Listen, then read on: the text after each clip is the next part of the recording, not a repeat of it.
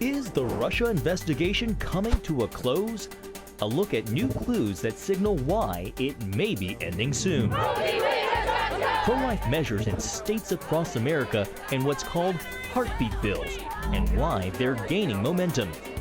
And 1 year after his death, how Billy Graham played a big role in race relations and fought to end segregation. All this and more tonight on Faith Nation.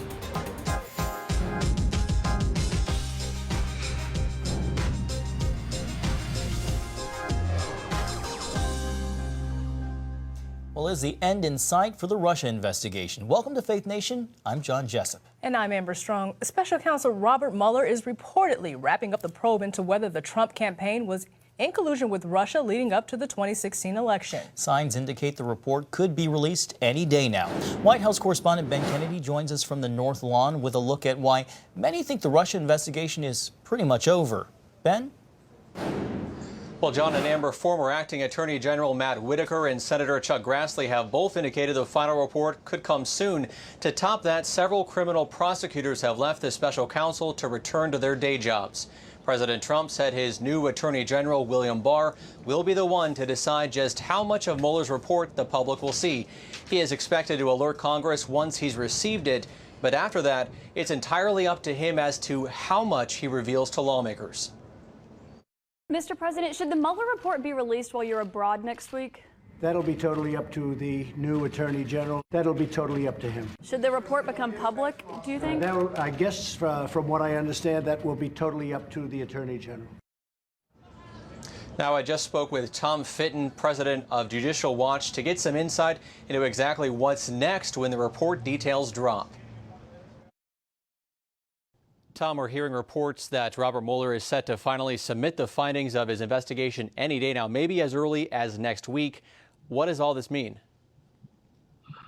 Well, it's about time because the Mueller investigation should have been shut down a long time ago. In many ways, it's a zombie investigation.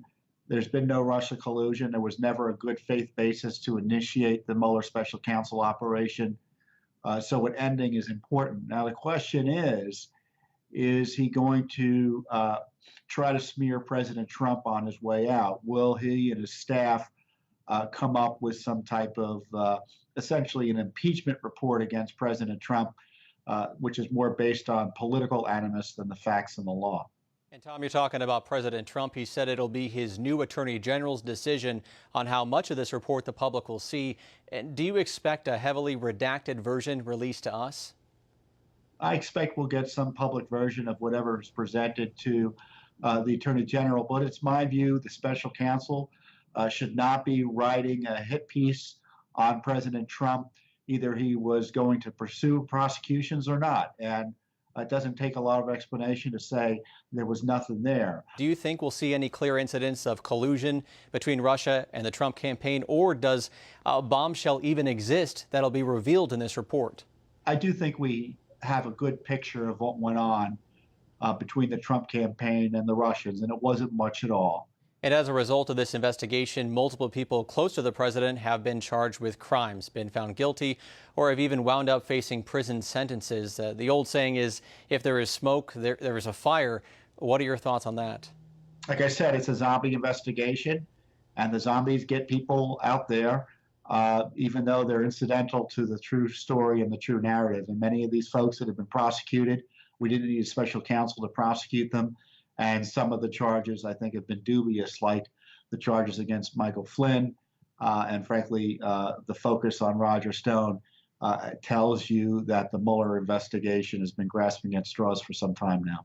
Tom, you guys have been watching this closely since the beginning. The story has consumed Washington since back in May 2017, nearly 2 years later. Moving forward, what kind of impact will this have for future investigations? Well, you know, President Trump doesn't have the protection of the law because the left-wing deep state hates him. And we do now see how investigations can be abused by political opponents to try to overturn our constitutional system. Now, if the report does drop next week, depending on the date, President Trump will be briefed in Vietnam. He'll be there for his second summit with North Korean dictator Kim Jong-un. Amber? Thanks, Ben. Well, a Coast Guard lieutenant is accused of plotting a massive terror attack targeting journalists and Democratic politicians. Christopher Paul Hassan was in federal court today on several gun and drug charges as a result of a law enforcement investigation. Federal agents found 15 firearms and over 1,000 rounds of ammunition inside of his Silver Spring, Maryland apartment. Prosecutors say he calls himself a white nationalist who, quote, wanted to establish a white homeland. He was allegedly planning an attack of domestic terrorism on a massive scale. Political violence inside the United States by Americans against Americans is probably the larger threat that we face. It's the more likely threat, and it may be the more serious threat. He had very grand plans. Prosecutors say they also found an email draft where Hassan said he was, quote, dreaming of a way to kill almost every last person on Earth. Well, the Senate will soon vote on the Green New Deal. That's the environmentally focused resolution by freshman Congresswoman Alexandria Ocasio-Cortez and Senator Edward Markey. Key provisions of the plan include reducing carbon emissions. It also calls for 100% clean electricity. In addition, the resolution focuses on some social issues like health care and housing. Many Republicans are against the plan, but Democratic presidential candidates like Cory Booker, Kamala Harris, Kirsten Gillibrand, and Elizabeth Warren have all endorsed it. Well, with us now is Capitol Hill correspondent Abigail Robertson. Abigail, this Green New Deal is a resolution. Can you explain the significance of that over just a regular bill? That's right, John. This Green New Deal is just a simple resolution. So it's different than a bill where it does not become law. It really is a resolution that expresses the will of Congress. And in this case, this is the will of Congress to address global warming over the next 10 years. And there's a lot of grandiose plans in this. A lot of Democrats have referred to the Green New Deal as an aspiration, things to achieve, to look forward to. But even if it passes both the House and Senate, it's not a law. So there's nothing really binding in this deal. Interesting. Abby's support, surprise, surprise, seems to fall kind of along party lines. But what are you hearing? Are there any Republicans that support it? And on the flip side, any Democrats who've come out against it? I've not heard of any Republicans who support it. That would definitely be major news. But Democrats, some of them are not so sure about it. Senator Dick Durbin, in an interview this week with MSNBC, he said that he's read it, he's reread it, but he still can't say if he would vote yes or no on it when it comes to the Senate floor. He described it as long, and he says he hasn't really come to a decision or figured out what he thinks of it quite yet. And there's a few Democrats who feel that way. And a few Democrats are kind of saying that this might not be the perfect plan to address climate change, but they're also challenging Republicans to bring up their own proposition, their own ideas for this. And they're saying that, Republicans are criticizing this, but they haven't brought anything to the table. So they're sort of calling on Republicans to show them their own solution for addressing this issue. No surprise here that Republicans are against the new Green New Deal. I always have trouble getting that out. But if they're against it, why would Senator Mitch McConnell bring it up on the Senate floor? Well, Senator Mitch McConnell wants all senators to have to take a stand. Particularly with 2020 coming up, right. He wants to have every senator on the record as to how they feel about this Green New Deal. All right. Well, Abigail Robertson, thank you so much for joining us. Thank you. A new election could be coming in North Carolina's 9th Congressional District today. The GOP candidate at the center of the election scandal testified he thinks a new election should be called in the only midterm race yet to be determined. State investigators claim Harris's campaign took part in an unlawful and coordinated plot to tamper with absentee ballots. The candidate's son, an assistant state U.S. attorney, testified Wednesday that he warned his father not to cooperate with the tactics of the paid campaign operative McCrae Dallas. This guy was kind of a shady character. I told him that collecting ballots was a felony, and I would send him the statute that showed that collecting ballots was a felony. In an emotional closing statement, John Harris said he loved his dad, who could be seen tearing up in the courtroom.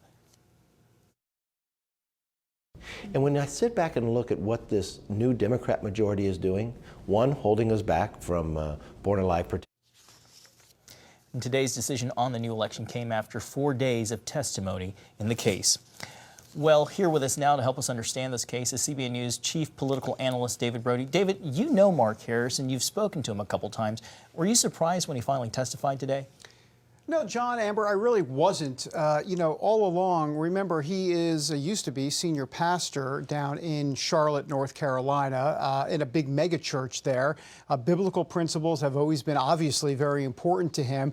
It's something he communicated to me many times in those interviews. Number one, he said you have to fight for biblical principles and you have to have integrity at the end of the day. And of course, this has been a messy process. So I think the fact that he wanted to testify and kind of set the record straight and tell everybody what he knows doesn't surprise me whatsoever. Also, I would say prayer, very important to him. He said that when he got into this race, it was going to be not just answered prayer that he believed was coming from God, but that his wife needed to be on board too, and it had to be her prayer as well.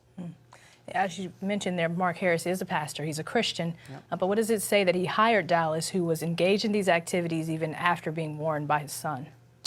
Well, that's right. And, you know, look, there's a lot to be said about this. First of all, he loves his son, and he did talk about that actually on the stand and talked about how even though his son gave him this advice, he basically said, look, he did trust his advisors who were there in North Carolina. His son was in Washington, D.C., and so I think that was part of the calculation there.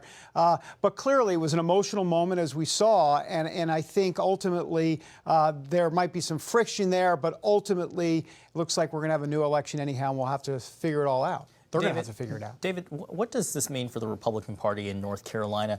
As I understand, there were only about 905 votes that separated the Republican candidate who won that race over the Democrat in that yet-to-be-called race. What will happen now that there's going to be a new election called? Do you think Republicans still stand a chance of winning there? Well, you know, historically, this has been a Republican district. I mean, it has voted Republican in every election since 1963. That's a long time if I can do the math, and I can't do the math, by the way. But Donald Trump won this district by 11 points, and Donald Trump went down and campaigned for Mark Harris twice. So we'll see if President Trump actually goes back down into the district and campaigns once again. Here's the problem for Mark Harris. Obviously, there's this now cloud hanging over him in the campaign about illegal absentee ballots. But beyond that, Dan McCready, who is the Democrat that he's running against, has already almost $400,000 in the bank ready, thinking that he was going to get another chance at this. Well, he's got that $400,000 ready to go. Mark Harris only has about $19,000.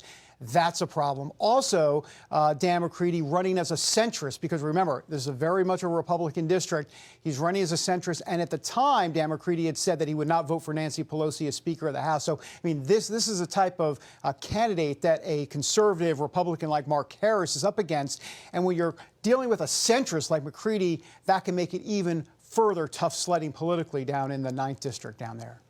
Just one more question before we go, David. There was much to do in the midterm elections about voter fraud, and specifically from the Republicans. What can we expect to hear? Is it incumbent upon them to kind of speak out against this and make a new path forward on how to prevent things like this? Yeah, Amber, it's a good point, and I think it's a real opportunity for Republicans to do that. Now, whether or not they will or not remains to be seen. We know Donald Trump has talked about voter fraud, but he has talked about it basically coming against Republicans and Democrats and him in the general election. The question becomes, does someone down there, whether it be Mark Harris or Donald Trump, well, maybe not Donald Trump, I was going to say take the high road, but will Mark Harris and the Republicans take the high road on voter fraud and really use this as a turning point for all of it? Thank you so much, David. Coming up, how a pro-life measure is making its way through multiple state legislatures.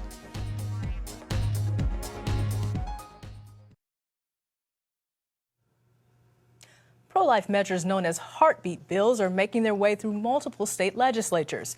Heartbeat bills outlaw abortion after a fetal heartbeat is detected. Ohio, Mississippi, Tennessee, Florida, Minnesota, Maryland, Missouri, and South Carolina are all states that have either passed heartbeat bills or are trying to do so. Well, Kristen Hawkins, president of Students for Life, joins us now. Kristen, thanks for joining us. Thanks for having me today. Well, these heartbeat bills would make it unlawful to have an abortion after a fetal heartbeat is detected. Why do you think these bills are gaining steam? Well, I think, this bill, this type of legislation paints a picture that's truly worth 1,000 words, right? Because so often when we hear on campuses or when we're talking to people about abortion supporters, they use that old rhetoric of it's just a blob of tissue, it means nothing.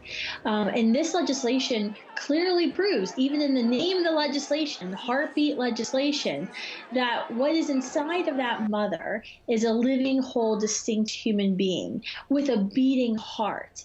And I think that these laws are extremely educational. Whether or not they can be passed and they can be defended in court, that's a separate issue. But these laws are really important in terms of talking about abortion, talking about what we're doing and what really goes on behind those closed doors of the Planned Parenthood. Well, perfect segue. Speaking of defending these bills in court, just this week, Iowa Governor Kim Reynolds announced the state will not fight a ruling striking down Iowa's fetal heartbeat bill she signed into law last year. It's been described as one of the country's most restrictive bans. What have you heard about her reason not to do this appeal, and is that the right move? Well, it's difficult because you have to realize if a state passes a piece of pro-life legislation, they go to court. Planned Parenthood usually is the one who files the injunction, who files the lawsuit. If they lose, you have to pay the pro-abortion side, Planned Parenthood's legal cost. And that's actually happened in other states where, heartbeat bills were passed. There was in Arkansas and then in North Dakota, and then they went to court, they lost, and then the state actually had to pay the winning party's legal fees, had to pay the abortion industries their legal fees. And that's a huge question of, do we want our taxpayer dollars funding the abortion industry? And this is one way that we're funding the abortion industry. So I do think that there are potential big issues with heartbeat legislation because of the way Roe versus Wade was set up. And I think a lot of folks are hoping that now that we have a conservative Supreme Court, that if we can get a piece of legislation to the Supreme Court, they will in fact uphold it, and it could effectively be that big linchpin in undoing everything Roe versus Wade did. But there are, the pro-life movement's actually very divided on it, whether or not this is a good enough strategy to be that bill to overturn Roe versus Wade, which is what we're all looking for right now. Kristen, obviously we're seeing the pro-abortion trend across states like New York, New Mexico, and even Virginia that had that bill that didn't make it through. How do you measure pro-life progress against these pro-abortion wins? Well, I think you can see the progress in the fact that they're going to their extremes. For so long, we've tried to show America what the abortion industry is really about, and now they're doing it for us. Why? Because they're afraid. Because we've passed more than 300 pieces of pro-life legislation in state capitals in the last 10 years. Because polls show definitively that this generation and this generation of Americans in general rejects abortion. So I actually think we can measure progress by the number of state legislation and laws that we've enacted, by the fact that poll numbers show soundly that the majority of Americans agree with us. 7 out of 10 think abortion should be banned when a child can feel pain at 20 weeks. Majority don't want their taxpayers' dollars funding abortions. So we are actually showing that we're on the winning side. The March for Life, the numbers of the March for Life gets every single year to be the world's largest social mobilization. The fact that no other cause in the history of the world turns out more people annually than the American pro-life movement. These are signs that we're winning. Kristen Hawkins with Students for Life, thanks for being with us. Thanks for having me. When we return, a look back at the life of Reverend Billy Graham.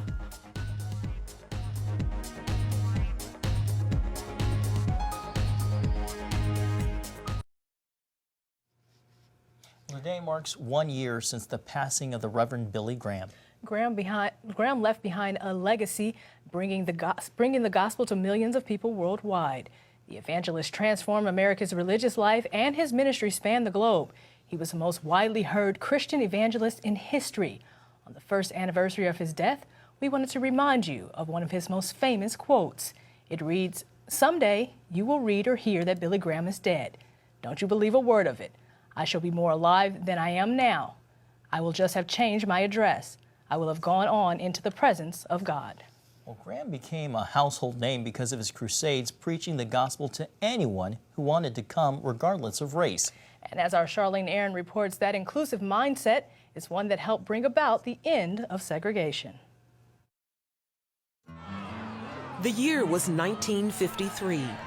America's borders were filled with racial tension and uncertainty.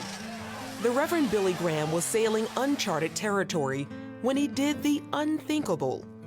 He held a crusade in Chattanooga, Tennessee, where thousands of men, women, and children of all races sat together and worshiped the Lord. But when God looks at you, he doesn't look on the outward appearance. The Bible says he looks upon the heart. He took his fight to end segregation to the streets. Graham had been preaching here at Madison Square Garden to thousands nightly, but very few blacks came. So at the suggestion of a colleague, he asked Reverend Howard Jones for help. Jones recommended that Graham take his message to the streets of New York, and that's exactly what he did. He said, I decided I was never going to speak to any more segregated audiences. And he said, I want it to be that way. He said, what would you suggest that we do? I said, if blacks aren't coming, go where they are. He said, what do you mean? I said, go to Harlem. Graham preached at Salem Methodist Church to thousands. The next week, he went to Brooklyn. And slowly but surely, the Crusades in New York became increasingly integrated. Prominent singer Ethel Waters attended the event and rededicated her life to Christ. Graham even invited his good friend, Dr. Martin Luther King Jr., to attend one of the events. We thank thee this evening for the marvelous things which have been done in this city through the dynamic preaching of this great evangelist. We ask thee, O God, to continue blessing him, give him continued power and authority. And as we listen to him tonight, grant that our hearts and spirits will be open to the divine inflow. Graham faced a flurry of criticism from both blacks and whites, but that did not deter him. Some whites wanted to know why you would fool around with these people, you know. And some said, if you're going to integrate your team, we will not support you, we will not give you money. So they used all kind of pressures on him. But he said, I don't care. I'm going to stick by my guns. Some of the criticisms were that Mr. Graham was not concerned about the black community and that he didn't speak enough about civil rights. Graham went to Dr. King for advice. Martin Luther King suggested to me that I stay in the stadiums in the South and hold integrated meetings because he was probably going to take to the streets. He said, I'll probably stay in the streets and I might get killed in the streets. But he said, I don't think you ought to, because he said, you will be able to do things I can't do and I can do some things you can't do, but we're after the same objective. And so he did, holding crusades from Arkansas to Alabama. So here we were, with neighborhood after neighborhood after neighborhood in my state on the verge of violence, and yet tens of thousands of black and white Christians there together in a football stadium. And when he issued the call at the end of the message, thousands came down, holding hands, arm in arm, crying. It was the beginning of the end of the Old South in my home state. I will never forget it. He even went to South Africa, preaching before an integrated audience in 1973. Man has a will of his own. God gave it to you. Graham also worked closely with Presidents Eisenhower, Kennedy, Johnson, and Nixon, urging them to ensure equality for all. Then there's the race problem. And this problem, it seems to me, should be put in its proper perspective. It is a world problem. Greater improvement is being made today in America than perhaps any great nation in the history of the world, because we at least are attempting to solve the problem through understanding, through dialogue, through legislation. In the end, Graham's legacy is one that is filled with a message of love, togetherness, and unity. But I think Billy has proven the fact that in Christ, there's no east or west or north or south. We just love him. Charlene Israel, CBN News.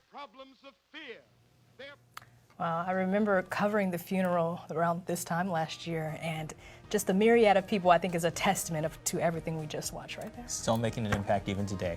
That's going to do it for tonight's Faith Nation.